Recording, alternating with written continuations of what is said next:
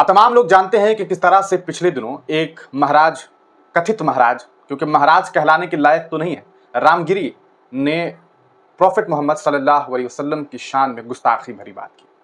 कितना आसान है ना इस देश में मुसलमानों के खिलाफ, मुसलमानों के नबी के खिलाफ, उनके रसूल के खिलाफ उल्टी सीधी बयानबाजी कर देना। आसान पता है क्यों है?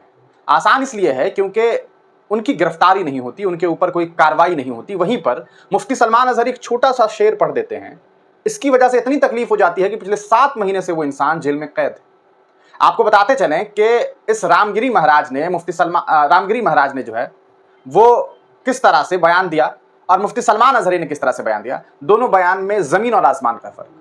किसी भी तरह से मुफ्ती सलमान अजहरी ने किसी धर्म विशेष के, भगवान, ईश्वर या उनके जो दूत हैं उसके खिलाफ एक शब्द नहीं कहा, लेकिन वो जेल में कैद है। वहीं एक व्यक्ति जिसका नाम रामगिरी महाराज है, उसने मोहम्मद रसूलुल्लाह सल्लल्लाहु अलैहि वसल्लम के खिलाफ, आप सोचिए कि किस तरह से हमारे नबी के खिलाफ उनकी शान में गुस्ताखी की, लेकिन अभी तक उस शख्स की गिरफ्तारी नहीं हुई। कई लोगों ने उस व्यक्ति के खिलाफ जो है वो एफआईआर दर्ज करवाया। यही वजह है कि आज महाराष्ट्र के कोल्हापुर में, उसी कोल्हापुर में जहां पर मसाजिद के ऊपर जाकर के कुछ संघियों ने, कुछ जो हिंदुत्ववादी संगठन के लोग हैं, उन्होंने जाकर के, आपने देखा था कि मस्जिद की मीनारों को तोड़ने की कोशिश की गई, मस्जिद के अंदर जाकर के आग लगा दी गई, कुरान पाक के कई पन्नों को जला देने की तस्वीरें सामने आई थी। किस तरह से बेहुरमती की गई। उसी कोल्हापुर के मुसलमान आज जमीन पर उतर करके, सड़क पर उतर करके आंदोलन कर रहे हैं और अपने नबी, अपने प्रॉफिट मोहम्मद रसूलुल्लाह सल्लल्लाहु अलैहि वसल्लम की शान में जिसने गुस्ताखी की है उसके खिलाफ कानूनी कार्रवाई की मांग कर रहे हैं। यह बेहद अफसोस की बात है कि आज इस आजाद मुल्क में, जो एक सेकुलर मुल्क है, जो एक धर्मनिरपेक्ष मुल्क है, जो एक संवैधानिक मुल्क है, उस मुल्क में एक कौम, एक धर्म के कहा सकता है कि पैगंबर के खिलाफ, उनके प्रॉफिट के खिलाफ आपत्तिजनक बातें की गई, लेकिन इसके बावजूद अभी तक उस शख्स की गिरफ्तारी नहीं हुई। आप इस वीडियो को देखिए, किस तरह से कोल्हापुर के मुसलमान जो हैं अपनी जिंदादिली का सबूत दे रहे हैं और अपने नबी के लिए, अपने प्रॉफिट के लिए, अपने रसूल के लिए किस तरह से आवाज उठा रहे हैं। असल तारीख और सीरत की नावाकिफियत की वजह से किया जा रहा है। उनको मालूम नहीं कि हमारे नबी कितने अजीम थे, उनकी शान कितनी बुलंद थी, उनका रुतबा कितना बुलंद था, वो कितने अजीम इंसान थे कि अल्लाह ताला के बाद सबसे बड़ी वसीला हस्ती हम सब के आका और मौला जनाब मोहम्मद रसूलुल्लाह सल्लल्लाहु अलैहि वसल्लम थे। हम सब उनकी मोहब्बत में जमा हुए हैं।